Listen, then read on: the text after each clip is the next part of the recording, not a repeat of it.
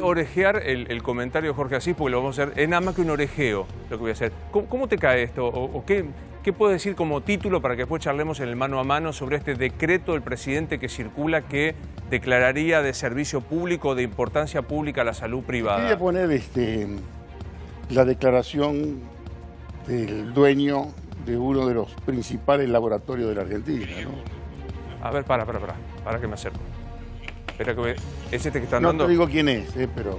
A ver, voy a intentar hacerlo. Vos me dirás, Dire. Yo te digo cuál es mi... Espera. Lo primero es una pregunta lo que yo puedo hacer. ¿Nos Sí. volvemos locos, doctor? ¿Estamos locos? En este momento sí. Hay una gran novela de un escritor sudafricano, que no me acuerdo ahora, que se llama Esperando los bárbaros. Sí, absolutamente. Acá parece que estamos esperando los muertos. Esperamos la llegada de los muertos y nos preparamos para la catástrofe, que a lo mejor no es tanta catástrofe. Pongamos una cifra, que ahora estamos contando, si son 27, 33, 34, y contamos respiradores, y contamos todas las cosas que están en todos los canales de televisión, que a mí sinceramente me parece que enloquecen, atormentan. Y esta pandemia, por el tratamiento que se le está dando en la Argentina, tiene la intensidad de la lectura de una guía telefónica.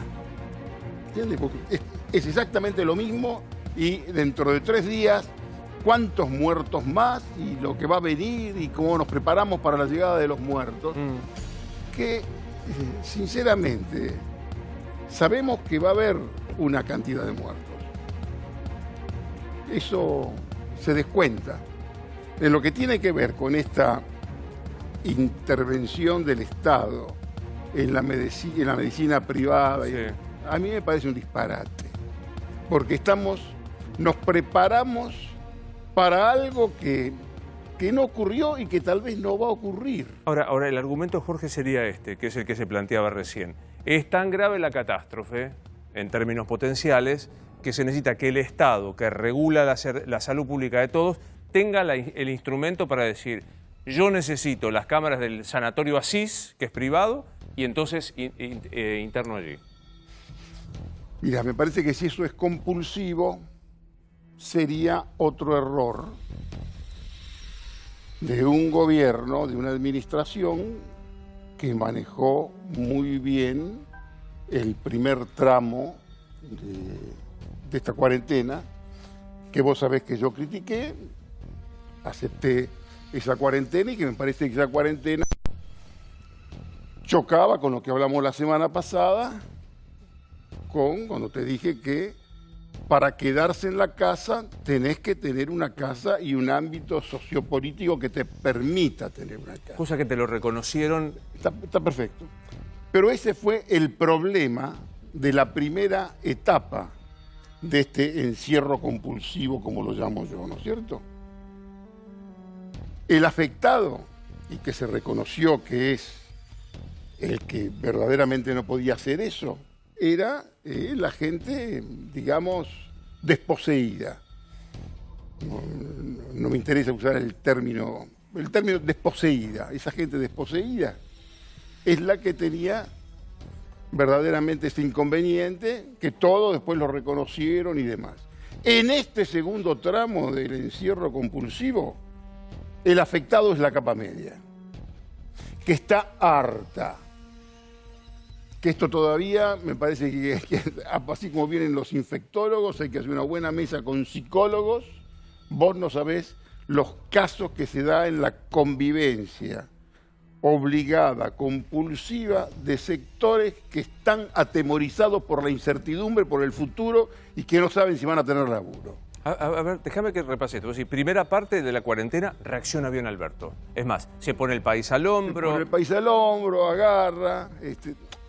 Digamos, ese ascenso de Alberto, que yo pongo una nota que parece decir que ahora hay que llamarlo el poeta popular, tuvo un techo, que fue el domingo, donde el domingo hubo una exacerbación de gestos, de preparaciones, toda la sociedad en vilo, esperando por la decisión que ya él había tomado, ¿no es cierto?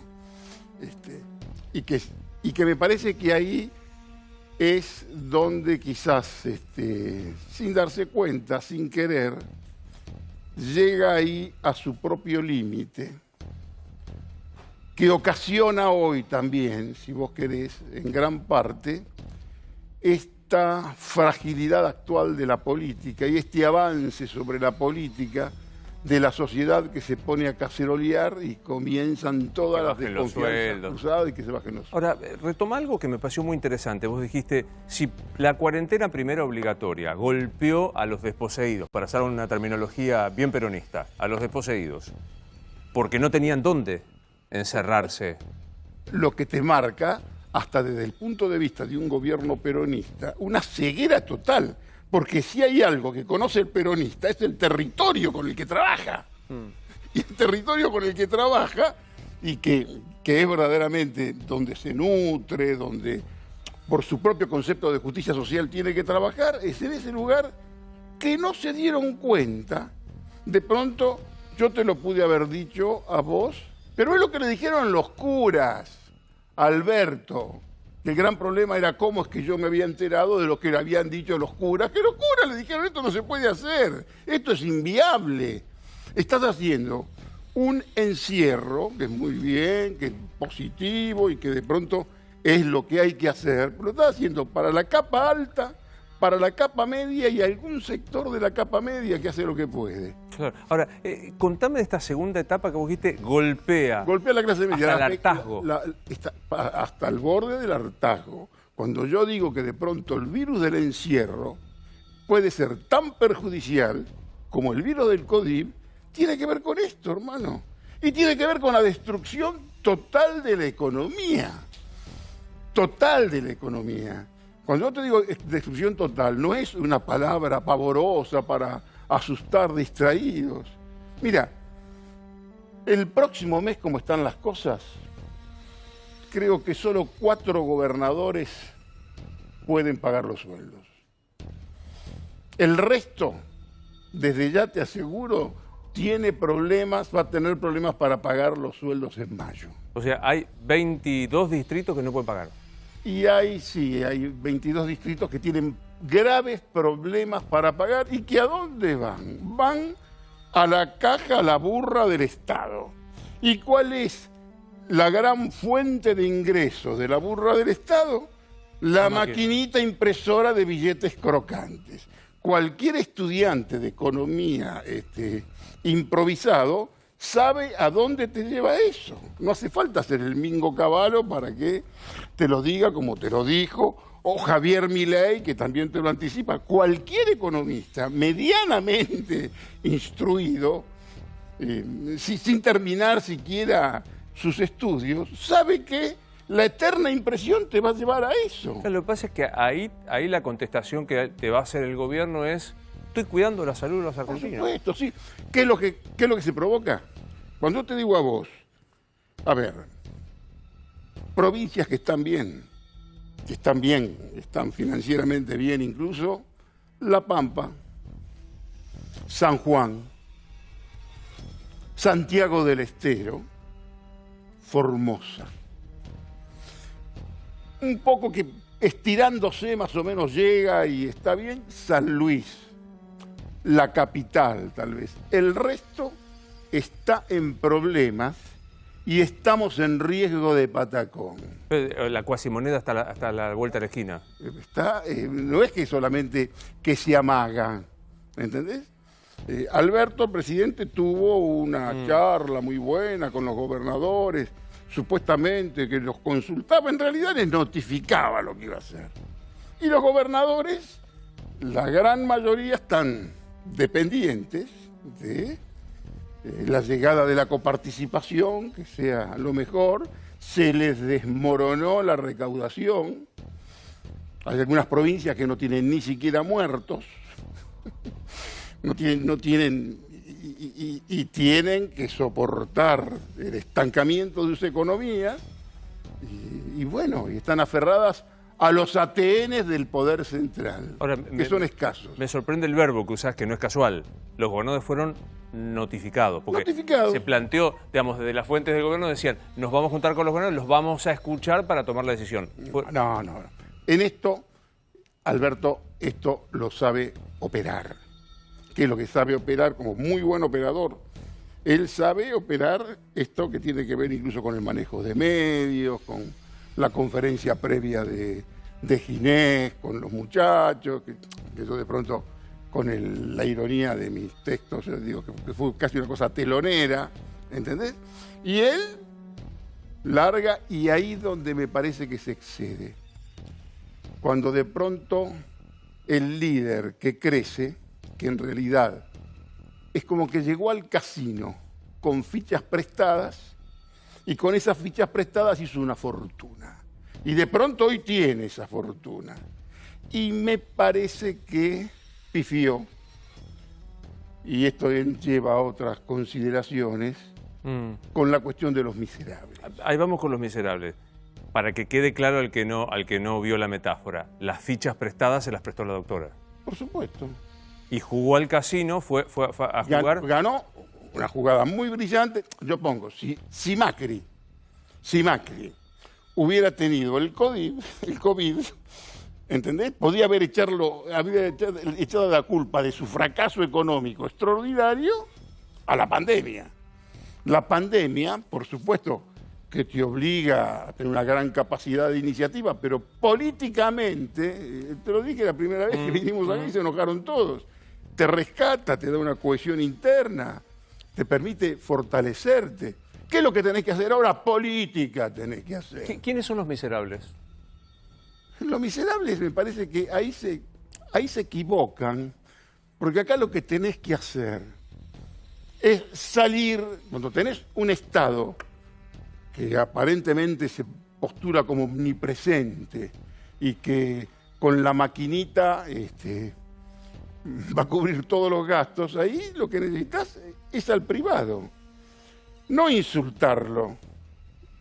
Yo lo último que te recomendaría, si vos sos el presidente, es pelearte con Paolo Roca. Cosa que hizo directamente. ¿Qué hizo directamente? Porque me parece que él tomó eso como es la interpretación conspirativa de la historia. ¿Pero eso no es kirchnerismo puro?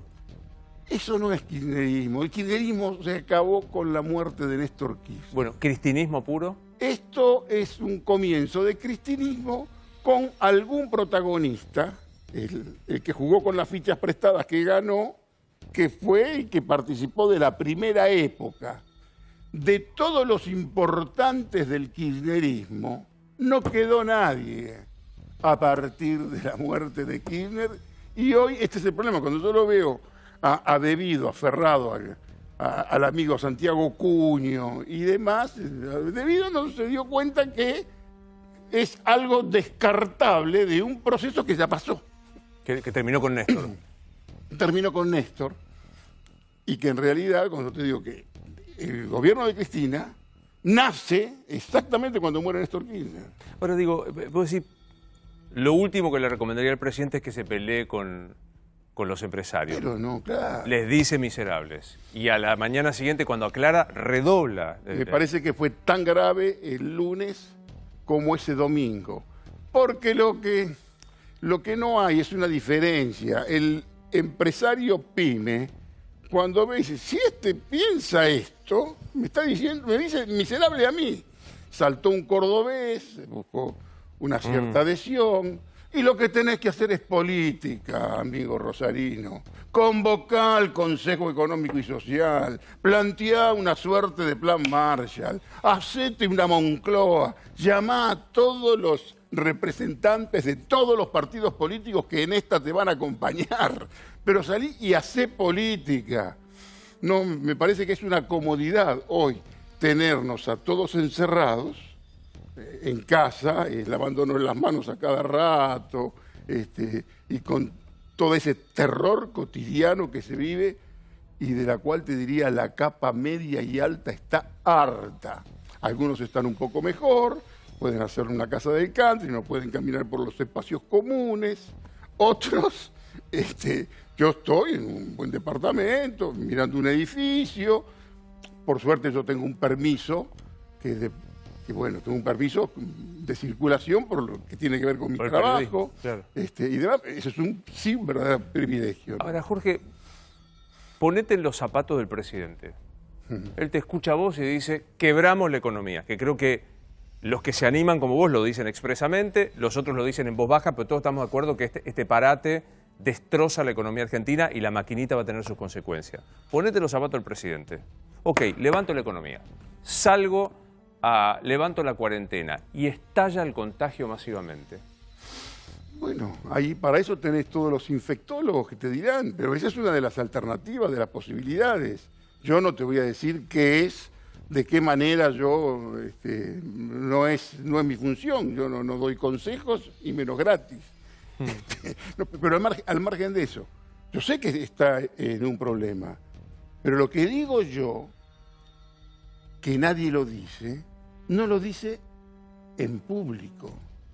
La mayoría de los representantes políticos importantes están, te diría, debajo de la mesa, por no decirte de la cama, porque todos consideran sabiamente que este no es momento de hablar. Perfecto, pero yo no puedo darme ese lujo. Yo tengo que hablar, como vos tenés que hablar. Tenemos una responsabilidad de hablar. Y son los que después de que hablo manifiestan su adhesión o en esa cloaca de las redes sociales cualquiera se te quiere colgar para ver si aparece en la fotografía. ¿No? Bueno, pero vos abrís una válvula que es la de convocar a todos, en cambio de unificar en el presidente, casi esperando el mensaje del Ángelus del domingo, convocar a todos y hacer entre todos un plan de plan. Todos van a sentarse. Convocar a la señora Carrió, convocarlo a Florencio Randazzo, a Emilio Monzó, a la doctora Bregman, si querés, pero poné todos en la mesa, muchachos, ¿cómo salimos de esto? No hacer toda esta cosa así, casi te diría, de macrismo malo. Macrismo malo, de mensajitos, de cosas. Le limitaría un poco a él el ejercicio vano de la palabra. ¿Entendés? Habla mucho. Tal vez habla tanto o más de lo que hablaba la doctora. La doctora tenía el pretexto de que como Clarín estaba enfrente, ella para comunicar su mensaje necesitaba la cadena nacional. Alberto habla mucho. Y cuando vos hablás mucho, tenés que decir de vez en cuando algo inteligente. Ahora, cuando vos hablás mucho y metés la pata, cuando pasa lo que te pasa y lo que es lo que hace que hoy la política pierda crédito, por una digna intrascendencia. Empiezan los que quieren que el político tiene que hacer gestos. Eso está para el teatro de mimo, para Marcel Marceau. ¿Cuál es el gesto que tenés que hacer? Rebajarte el sueldo, muchachos, es muy poco. No conozco ningún político que se haya hecho rico por un sueldo. Y cualquiera que se preocupe por el tema de la corrupción, muchachos, la corrupción no está en el sueldo. Otro día, si vos querés, hablamos de eso. Que es un tema para... No quiero extenderme. ¿Qué ves respecto de los que salen a decir que el cacerolazo, el enojo, la tensión que vos decías está fogoneado por el hombre que manejaba las computadoras en el gobierno de Macri o por los miserables que se la están cobrando como rebaja? ¿Qué es lo que piensan los muchachos? Esto es información. Piensan que Marcos Peña está detrás de todo. Según mi información, probablemente mala, está absolutamente afuera del esquema. No tiene nada que ver con esto. De pronto hay, si vos querés, alguna sobreactuación de la señora Patricia Bullrich con su adicción a algunos tweets, si vos querés, movilizadores, y tal vez algún esquema que tenía que ver con la calle Balcarce se puede mantener vigente. Pero eso, hermano, es caja de empleados. Para tu política, eso te puede llegar a alterar algo que se hace directamente de las redes sociales. Si se te altera y si te avanzas sobre la política es porque haces una mala política. Y los políticos no se atreven a decirte eso. Mirá, esto de los sueldos es intrascendente. Lo que gana un diputado puede ganar ese diputado mucho más en el ámbito privado que lo que le pagan. Yo no hago periodismo patrullero, no te voy a contar exactamente qué es lo que me pagan ni nada, pero el esquema del político es otro. Ahora, que ellos salgan a defender su burra, no se la voy a defender yo. Obvio. Yo te lo puedo explicar.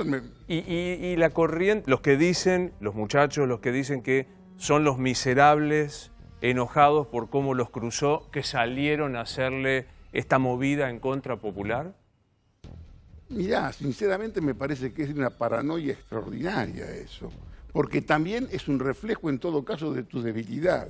Cuando yo te digo a vos que los políticos importantes de la oposición hoy son casi todos dadores voluntarios de gobernabilidad, desde Macri a todos quieren, nadie quiere hacer ola, sobre todo cuando vos tenés una carta que es la peste como carta, que es una peste que mata todas las jugadas, ¿entendés? Pero cómo no, pero ponelos en la bolsa. Claro. ¿Cuánto tiempo, cuántas veces escuchaste vos hablar en campaña del Consejo Económico y Social? ¿Qué es el Consejo Económico y Social? Llama al Consejo Económico y Social. De la provincia de Santa Fe, donde para los socialistas el Consejo Económico y Social era como el Padre Nuestro de todos los días. Nunca se convocó. Hace eso. ¿Qué es lo que puede pasar? Perdés un poquito de poder, tal vez, pero hacé política en serio. Llamate a una Moncloa, todos te van a acompañar. ¿Vos decís que vienen? O sea, mañana Alberto llama y dice, ¿vienen todos? No, jamás lo van a decir, menos si te lo digo yo. Pero lo pensarán de otro modo y demás, pero es lo que verdaderamente tienen que hacer. Mira, todo el mundo, todos los países, desde Estados Unidos, todos va a haber una recesión extraordinaria. De esa recesión, los países incluso de los más afectados, salen, según algún estudio, el segundo o tercer trimestre del año próximo. Argentina no. Tienen una imagen. Los países, estos que de Estados Unidos, todos que van a tener recesión, es una especie de B corta. Bajan y suben como B. Argentina tiene otra letra. La L. La L. ¿Lo escuchaste esto? Es la L, ¿entendés? Que va a costar más. Hay un excelente informe de Cavallo en lo último que te dice por qué a Argentina le va a costar más. A Argentina le va a costar más primero por una cuestión que tiene que ver con su clase dirigente, que no genera confianza. No genera confianza. Hay una teoría, que es la teoría predominante hoy, que es igualar para abajo. ¿Entendés? Afectar más o menos a los que tienen un poco para los que están abajo. Si vos no generás verdaderamente un proyecto político, económico válido, la bolsita de comida que les lleves son baldes de agua en el desierto. Jorge, la última vez que viniste, dejaste ahí abierta, no quiero usar ninguna palabra que no sea tuya, me corregís. Por favor. Una suerte de ojo con las tentaciones autoritarias bajo el pretexto del fin noble. Creo que dijiste algo parecido. Esto es un Estado policial con una causa noble. Estado policial con una causa noble hasta ayer, 31. A partir de hoy te diría que es una causa relativamente noble, porque todos sabemos y tenemos que estar preparados, y estás vos en tu programa y en todos los canales, todos sabemos que van a venir muertos, ¿entendés? Que los jovatos como yo tendríamos que estar un poquito más cuidados, tomando tecito. A propósito, me tomaron una temperatura. Sí, acá toman la temperatura. Tengo 35, pueden estar todos más o menos contentos. Bueno. Hasta ayer era la causa muy noble. Hoy vos sentís que ya se empieza a resquebrajar eso. Yo creo que se resquebrajó y que también se resquebraja, si vos querés, esa cumbre a la que llegó el presidente con esto, y esto tiene mucho que ver con el hartazgo de la capa media, que así como sale a aplaudir un poco a todos los muchachos que trabajan, se siente un poquito desconfort. ¿Qué info tenés que va a pasar el 13 de abril? ¿Tenés info de lo que puede llegar a pasar el 13 de abril? No, nadie la tiene. Yo no quiero hacer futurología aquí. No, claro, por eso te preguntaba info. Hay una interpretación que es la que más o menos circula en algún sector del peronismo. Hablamos de fichas prestadas. Alberto cobra en dos ventanillas. Cobra en la ventanilla de los que lo apoyaron porque están con la doctora y también cobra la ventanilla de los que están aterrados con el regreso de la doctora y de pronto piensan que Alberto puede disolver esa posibilidad. Cuando él llega casi al 70 y pico % de imagen positiva, es porque gente que no lo votó lo descubre. Por supuesto que lo descubre por este buen manejo de la crisis, pero que no te tenés que exceder. Porque como dice el tango que yo cité, es todo tan fugaz. ¿Entendés? Acá hay una enorme fugacidad. Claro, por las dudas, digo, a los que no lean Jorge Asís Digital, Jorge hablaba del poeta impopular de Alberto Fernández, dijo que ya podría llamarse poeta popular, salvo que supieras el tango de la fugacidad, ¿no? Todo es absolutamente fugaz y él lo dice lo suficientemente inteligente para saberlo. Quizás habría que marcarle algunas cosas. No hable tanto, presidente. De pronto, una entrevista rockera por un WhatsApp, medio, no por WhatsApp, por Instagram. De Calle 13. O discutir con el hijo de un famoso. Me parece que esas cosas quizás tendrías que trabajarla un poco. Jorge, ¿no? ¿por qué le dice hoy un sindicalista ejemplar a Hugo Moyano? Porque le paga con elogios lo que no le pagó con poder.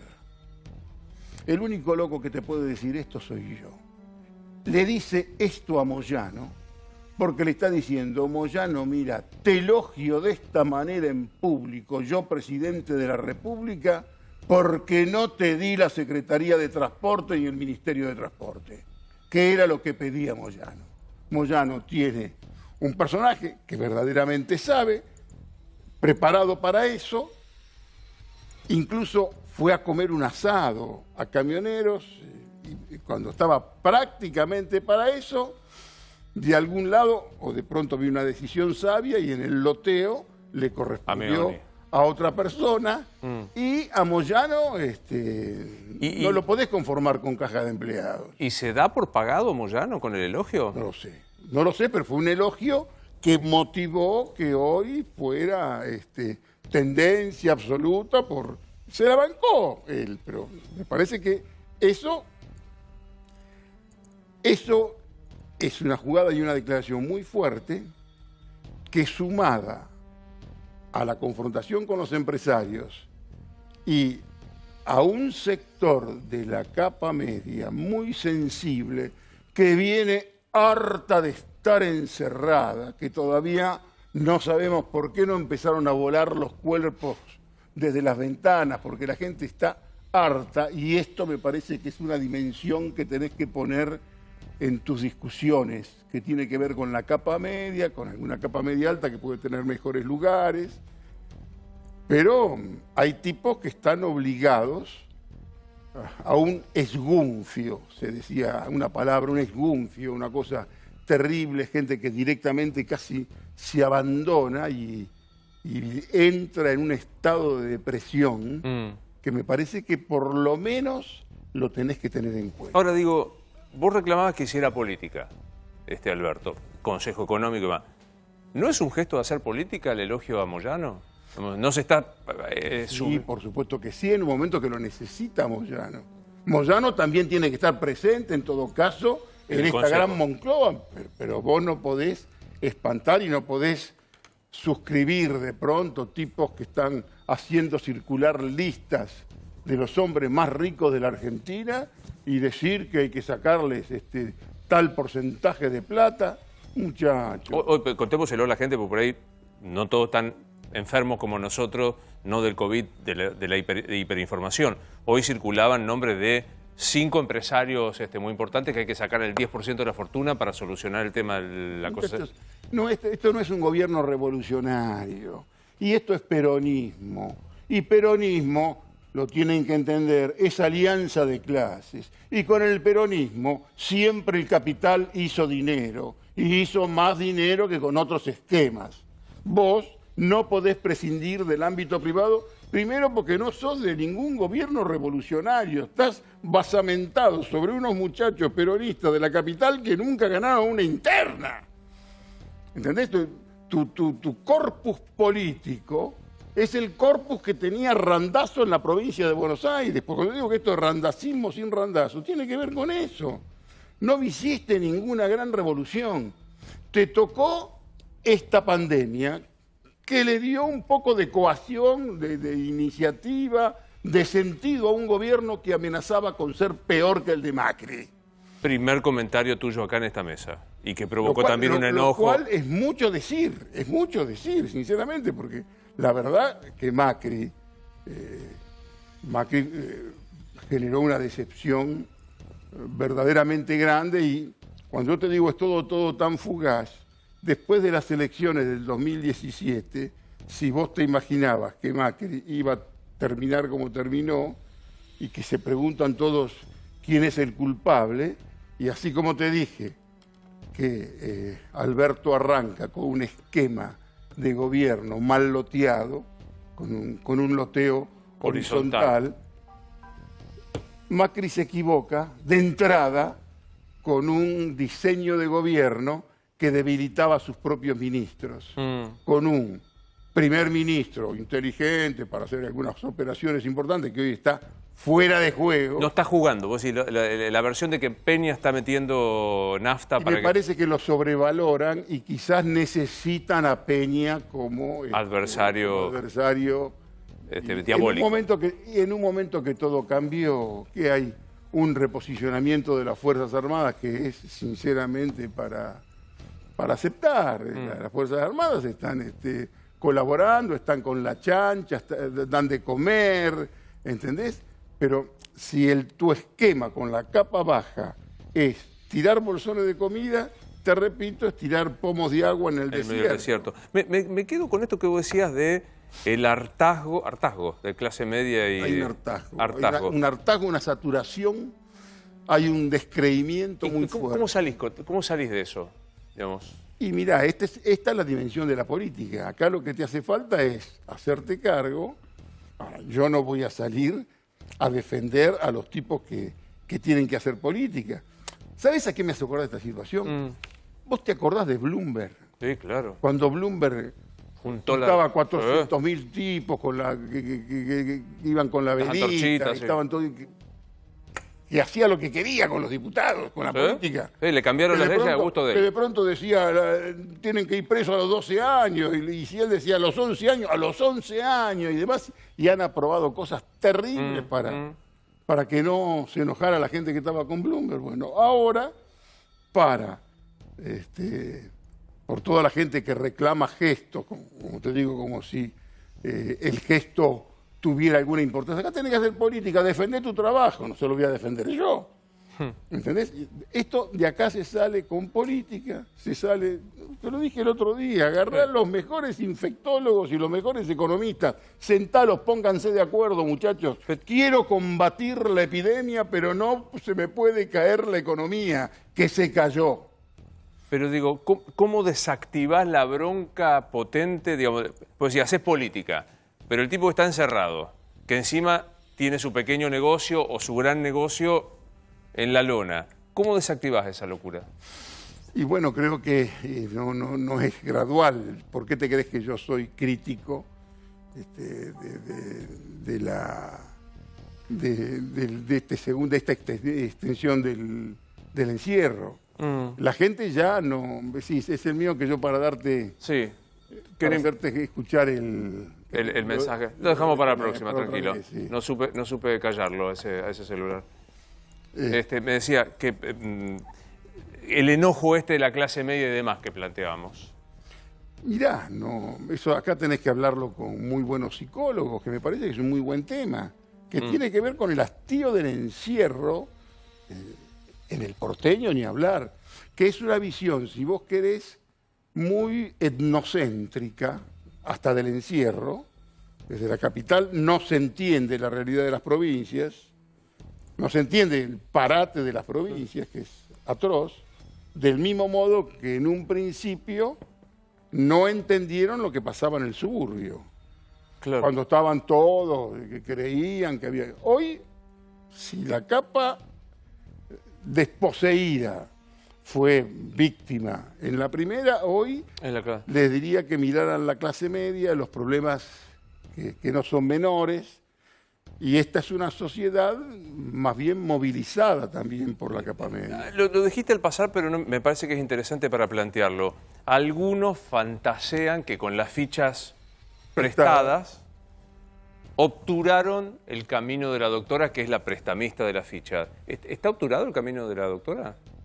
Mira, yo no sé, porque este es un juego... Si hay alguien que conoce los territorios es la doctora, ¿entendés?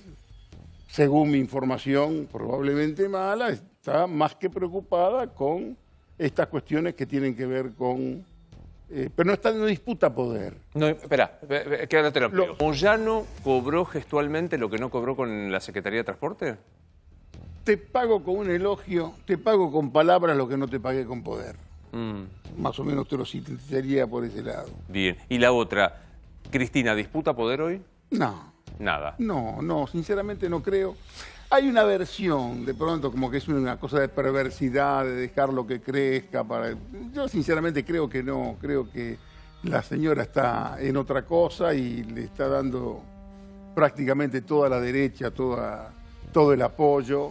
Y ahí está Máximo cerca, Guado cerca, que son, si vos querés, sus representantes concretos en ese polo de poder, ¿no es cierto? Te espero el miércoles que viene, un placer. ¿Se terminó esto? Se terminó, hablamos como... Jorge Asís Digital, si quieren leerlo, Estos Animales, soy Luis Novarecio, buenas noches.